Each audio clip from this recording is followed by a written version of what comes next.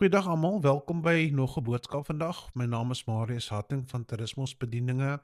Vandag het ek 'n boodskapie wat ek aan julle wil opdra wat die Here op my hart geplaas het.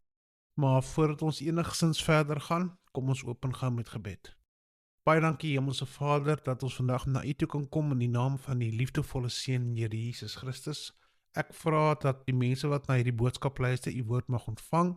Ek bid dat dit vir hulle deurbraak mag bring en ek vra dat U naam daardie verheerlik mag word. En ek vra die gebed in die naam van die liefdevolle Seun Here Jesus Christus. Amen. Nou goed, ek wil vandag praat oor 'n boodskap wat ek glo baie belangrik is. En die hoofskrif of die titel van my boodskap vandag is om 'n liglamp vir 'n donker wêreld te wees. Daar's een hoofskrif waaruit ek vandag wil lees, maar ek wil dit basies opbreek.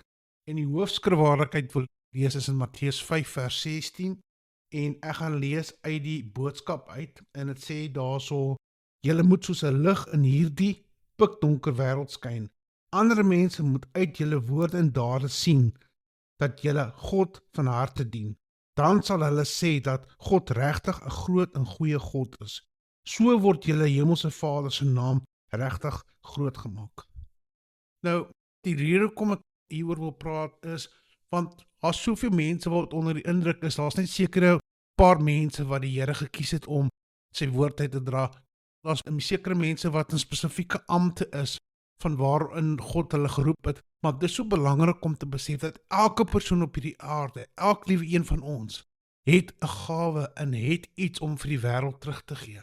Maar dis die duiwel se grootste missie om so seker te maak dat die mense verwar raak en dat hy hulle aandag trek daarvan af.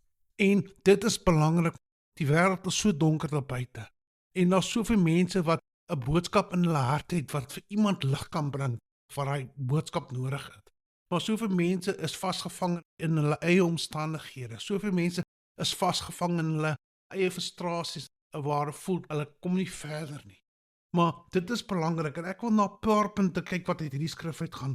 En ek wil gaan na 'n definisie en 'n skriftelike grondslag waar dit sê laat u lig skyn uit in Matteus 5 vers 16. Dit beteken basies om 'n lig te wees vir 'n wêreld. Gaan hierso lees en sê 'n stad op die heuwel kan nie weggesteek word nie. Mense steek ook nie 'n lamp aan en sit dit onder 'n mandjie nie. Dit beteken basies dat sigbare lig verwys na mense wat se lewens in lyn is met goddelike beginsels deur regverdige optrede, nederigheid, liefde en diens. En kom ons kyk, wat is die doel van geestelike verligting? Kom ons kyk na 'n paar punte wat baie belangrik is. En nommer 1, en dit is leiding verander. En net soos 'n lamp mense help om in 'n donker ruimtes te sien, kan 'n lewe wat goeie werke en goeie vrugtige gesindhede weerspieël ander na die waarheid lei.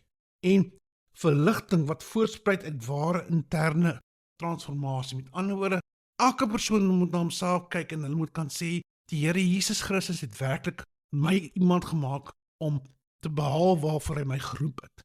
En nommer 2, nog 'n punt wat belangrik is, wat is die doel van geestelike verligting? Die tweede doel daarvan is ons moet God se krag in ons lewens demonstreer. En hoe doen ons dit? Ons doen dit deur dade van vriendelikheid, vergifnis en ons moet morele uitnemendheid beoefen. En deur daai nodige te doen, kan ons die transformerende krag van God demonstreer in ons lewens. En so 'n demonstrasie kan waarlik mense aanmoedig om die bron van daai krag te kan soek en dit is God die Vader. En daar's 'n verwysing daarvoor en dit is in 1 Petrus 2 vers 12. Ek gaan gou lees. 1 Petrus 2 vers 12 uit die boodskap uit. Tree daarom altyd reg op voor die mense wat nie aan Jesus behoort nie. Al gaan hulle vreeslik te kere omdat julle kan maar nie die dinge doen wat hulle verwag julle moet doen nie. Hulle sal die goeie dinge wat julle doen nie kan miskyk nie. Wanneer God weer kom, sal hulle beslis nie anders kan nie as om te erken dat hy die een is wat groot en belangrik is. Daar is dit weer 'n keer belangrik, mense. En weer 'n keer, dis nog 'n doel van hoekom ons God se krag in ons lewens moet demonstreer, sodat mense kan sien daar's 'n ware God. Van as soveel mense wat verlei word deur die vyand se leuns en valse afgode, en ek het al in die verlede gepraat daaroor. En nog 'n rede van geestelike verligting is om die hemelse Vader God te kan verheerlik. En volgens Matteus 5 vers 16 is die doel van om 'n liglamp vir 'n wêreld te wees, nie om aandag te trek na jou eie self toe nie. Dit is nie waaroor dit gaan nie. Dit gaan nie oor selfbevordering nie, maar dit gaan oor om die hemelse Vader te kan verheerlik en te kan verheerlik wat Jesus Christus vir ons gedoen het. En wat is die vrug daarvan? Die vrug daarvan is goeie werke wat kan getuig van God se goedheid en nog belangrik, en dit is waar mense hul aandag op God kan vestig en nie op hulle eie persoonlike prestasies. Dit gaan nie oor selfverheffing nie. Mens moenie in die gesindheid kom, mense moet na my kyk en dis 'n verkeerde gesindheid. Die rigting moet altyd wees na Jesus Christus toe, wat die Here Jesus Christus vir ons moontlik gemaak het, en God die Vader se liefde vir ons dat hy sy eie seun prysgegee het. Nou kom ons kyk na die praktiese deel van hierdie skrif waaroor ek nou praat, en dit is gedrags en praktiese aspekte. Nou kom ons kyk nou, hoe doen ons dit? Nou, eerste punt wat baie belangrik is integriteit en karakter. En daar's 'n paar punte wat belangrik is, dat miskien moeilik kan wees, maar baie belangrik is om eerlik, geduldig en morele moed aan die dag te lê, is sentraal. Met ander woorde, dis die grondslag daarvan. Met ander woorde, om geduldig te wees met mense, om eerlik te wees en morele moed, met ander woorde, om nie sommer moed op te gee nie.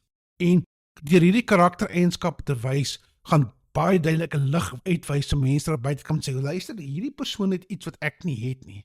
Hoe kry hy dit reg om nie moed op te gee nie? Hoe kry hy dit reg om nie frustreerd te raak nie? En hoe kry hy dit reg om te bly goed wees vir mense in hierdie donker wêreld waar ons lewe? Mense gaan 'n vraag begin vra en dan daai persoon die geleentheid om te getuig, waar kom dit vandaan? En dat die Here Jesus Christus is wat vir ons sal lig gee, dat dit sy Heilige Gees is wat vir ons sal lig gee. En tweede punt waarna ons kan kyk in 'n praktiese aspek hiervan is diens in deernis. En hierso kom die baie belangrike punt in mense, en dit is, ek glo, een van die Here Jesus Christus se middelpunte van sy bediening gewees, en dit is die versorging van behoeftiges en die besoek van die siekes. En om te doen vir mense wat regverdig is en om te pleit vir regverdigheid. En dit weerspieël wat die Here Jesus se bediening uit bestaan het. En ek gaan 'n skrif lees wat verwys daarna, dit is in Jakobus 1 vers 27. Kom ons kyk gou daarna. En ek gaan weer 'n keer uit die boodskap lees, en dit sê daarso: laat ek vir julle sê wat 'n soort godsdiens God ons Vader as eg en eerlik sien. As julle bereid is om die mense te help wat nie vir hulle self kan sorg nie, maar in die nood is jy besig met die regte godsdiens. Maar dan moet jy ook sorg dat jou eie lewe skoon bly van die verkeerde dinge wat mense in hierdie wêreld kan doen. Daar sê dit baie duidelik. Dit gaan nie om onsself nie, weer 'n keer, dit gaan nie om aandag te trek vir onsself nie, maar dit gaan om mense te help. Daar's soveel behoeftes daar buitekant. En mense kan sê, ja, maar die kerke is daar om te doen. Mense, die Here het elke persoon op hierdie aarde in staat gestel om 'n liglamp te kan wees. En jy kry verskillende tipe liglampe. Jy kry, soos in Engels dan sê, 'n spotlight, jy kry LED ligte, jy kry normale lampies, jy kry sterker lampies. 'n Persoon mag dink hy's 'n klein LED liggetjie, maar maak nie saak, die punt by staan is om daai liggetjie aan te sit, want daai liggie gee nie om hoe klein hy is nie. Daai liggie kan so groot verskil bring in iemand se lewe wat miskien nie by 'n kerk kan uitkom nie. In iemand se lewe wat nie miskien by 'n plek kan uitkom waar die nodige kan vind nie, net om daai persoon die hoop te gee, om nie moed op te gee nie. Dit kan so belangrik wees, om net daai persoon aanspoor om sê, luister, jy vertrou op God, moenie moed opgee nie. God is goed, hy sal toesien dat waarvoor jy vra en glo dat hy dit jou sal gee. Dit is baie belangrik om dit te kan doen, want baie mense voel hulle kan nie regtig 'n effek maak in werk nie. Ja, jy kan. En kom ons kyk na nog 'n baie belangrike praktiese aspek van hierdie skrif in nommer 3, en dit is praat waarheid in liefde. En daar's 'n skrif in Spreuke wat sê, en weer 'n keer uit die boodskap, wat sê daar's 'n sagte antwoord laat die woede bedaar. Skerp woorde maak mense woedend. En dit is iets wat baie mense mee kan sukkel, is om vriendelik te bly in 'n wêreld wat geneig is om aan te wil val, mense wat geneig is om rusie te probeer soek. En ek gee nie skuld nie, ek wys nie vinger nie, maar ons lewe in 'n vervalle wêreld, mense. Mense moet ook realisties wees. Mense moet dink mense lewe in 'n wolk waar alles reg en honkie dorie is nie. Dis hoekom dit so belangrik is om te praat in waarheid en liefde. In die eerste plek moet ons nie net 'n sagte antwoord vir mense gee as hulle probeer om krities te wees of probeer om 'n konfrontasie te soek nie. Ons moet ook waardigheid handhaaf. En terselfdertyd as ons waardigheid aan mense handhaaf, moet ons ook geduldig en respekvol wees. Want om dit te doen, om eerste plek 'n sagte antwoord te gee en om terug aan te val nie, is baie belangrik om waardigheid te handhaaf en terwyl mens respek vir 'n persoon gee en geduldig is baie belangrik. Dit is so maklik om vinnig opvleend te raak en terug aan te val en dan sit een groot bekleierery. Want om dit te doen kan mense ook sê, luister maar, hoekom word jy nie kwaad nie? Hoekom bly jy vriendelik? En mense, daar's 'n verskil tussen om 'n front op te sit, want die Bybel maak dit baie duidelik, 'n boom word aan sy vrugte geken. Dit is so baie belangrik. Praat in waarheid en liefde, met ander woorde, as iemand konfrontasie soek, antwoord hom geduldig, moenie kwaad raak nie. Wees respekvol teenoor daai persoon en antwoord en hanteer daai persoon met waardigheid en respek. En kom ons kyk nou nog op praktiese aspek van hierdie skrif, en dit is deursettingsvermoë onder teenspoed. Baie belangrik. En mense, ons almal moet realisties wees. Elke persoon gaan beproewing ondervind terwyl hulle nog by die aarde is. Maar die belangrikste daarvan is, hoe hanteer daai beproewinge? En dit is so belangrik om as probleme opkom, om dit met geloof te hanteer en met geloof te reageer. En as mens probleme aanspreek, kom ons kyk na 'n goeie voorbeeld, wat die Here Jesus gedoen toe die Satan hom versoek het. Hy het elke keer gesê, daar staan geskrywe, daar staan geskrywe, daar staan geskrywe. Die vyand kan niks doen teen die woord van God nie, hy is verslaan. Dis hoekom as daar probleme opkom, is dit so belangrik om met geloof te reageer, en nie frustreerd raak of miskien opgewonde raak, sê, o genade, wat moet ek nou doen, en rondhardloop nie. Ek sê nie dis verkeerd, moenie vir my verkeerd verstaan nie, ek is nie krities nie, en ek oordeel nie, maar dit is belangrik dat as daar probleme opkom, om te weet hoe om dit aan te spreek, deur geloof. En kom ons kyk na 'n skrif wat daarna verwys, en dit is Romeine 5 vers 3 tot 5, en ek gaan weer 'n keer uit die boodskap uitlees, en sê daarso, al kry ons nou baie swaar, vat dit glad nie ons blydskap weg nie, alles behalwe, ons weet mos, dat swaar kry ons vorm en slyp, om nog meer op God te vertrou. En wanneer ons onverskone op God vertrou, help dit ons om 'n sterk Christelike karakter te vorm. En 'n sterk Christelike karakter maak dat ons deur dik en dun glo dat God se nuwe wêreld op ons wag. Wanneer ons al ons hoop op God stel, sal ons nooit teleurgestel wees nie, want hy vul ons lewens elke dag met sy liefde. Dit doen hy deur die Heilige Gees wat by ons bly. Hier maak dit baie duidelik hoe ons dit kan doen. As mense sê, dit is so baie, maar hoe doen ek dit? Ek is mens, ek maak foute. Hier maak Paulus dit baie duidelik, Romeine 5 vers 3 tot 5. En kom ons kyk nou na, hoe pas ek dit toe vandag se tyd, en is baie maklik, en ons doen dit deur persoonlike toewyding en studie. Baie belangrik. En dit behels om tyd in gebed en Bybelstudie te doen, en om 'n tyd in gebed te spandeer, en om moeite te doen om die woord van God te bestudeer, bevorder 'n werklike verhouding met God. En aangesien die lig van God afkom, is die bron hoofsaaklik sy Heilige Gees. En ek het 'n skrif wat ek daaruit wil lees, en ek gaan vir die doel van tyd gaan ek nie daai skrif lees nie, maar die skrifverwysing daarso is Johannes 15 vers 4 tot 5. En nog 'n manier hoe ons dit in vandag se tyd kan toepas, is gemeenskapbetrokkenheid, en dit is baie belangrik, mense, en dit is om verhoudings te bou met mense waar ons elke dag bevind. Dit is ook baie belangrik, en om ook vrywilligheidswerk te doen in gemeenskappe, en om gasvry te wees, en om ondersteunend te wees, en om behoeftiges te help, want dit alles weerspieël die lig van God in ons lewens. En nog 'n belangrike punt, en my tyd is amper op, is sagte evangelisasie.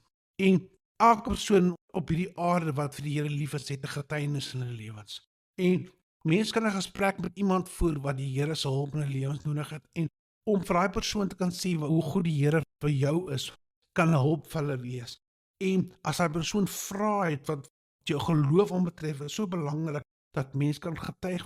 Mense hoef nie vir hulle te preek, maar jy kan vir hulle sê wat die Here Jesus Christus vir elke persoon aan die kruis gedoen het. Hoe swaar en seer hy betaal het vir mense se sondes. En wat God vir ons so lief is, dat hy sy seun Here Jesus Christus gegee het. En die skrif wat daar verwys is 1 Petrus 3 vers 15. En dit verwys daarna. En nog 'n aspek wat belangrik is om te lewe in heiligheid. Met ander woorde, om 'n lewe te lewe wat God verheerlik. En hoe doen ons dit? Ons doen dit om onsself te weerhou van kwaadwilligheid en om nie te skinder nie en om korrupte spraak te vermy wat teenstrydig is met die woord van God en wat die Heilige Gees kan grief. En die skrifverwysing daar is Efesiërs 4 vers 29 tot 32. Nou, kom ons sluit af. Ek het nou vir julle vandag gewys hoe om vir die Here te lewe en hoe moet in ons lewens toe te pas en hoe moet vandag se lewens toe te pas. En dit is baie belangrik vir elke gelowige om te weet, om vir die Here te lewe en om 'n lig te wees vir die Here, gaan nie net oor eksterne optrede nie, maar dit gaan ook oor ons eie lewe, ons eie verhoudings met die Here.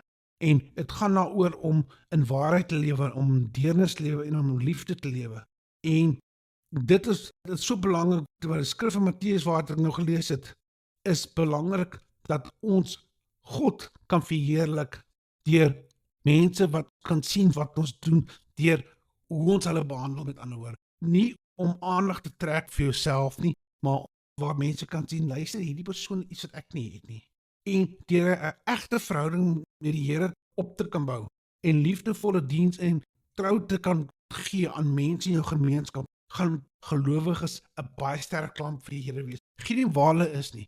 As hulle mense behandel met respek, met liefde, geduldig met hulle is, en ek het al die punte uitgewys nou, so geen nie waar jy is nie, kan jy 'n liglamp wees in 'n baie donker wêreld.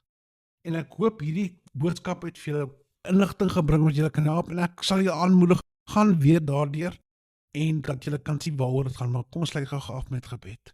Hemelse Vader, ek kom vandag na U toe in die naam van die Here Jesus Christus en sê Vader, dankie vir elke persoon wat na hierdie boodskap geluister het. Ek vra dat hulle dit in hulle lewens mag toepas en ek vra dat U naam daar verheerlik mag word. Ek vra laat elke persoon Vader wat regtig ernstig daarop is om 'n liglamp vir U te kan wees, Here, laat U Heilige Gees 'n werklike bron van lig vir hulle wees in hierdie donker wêreld. Amen. Dankie Here, ons sal selfs volgende keer weer. Mooi bly.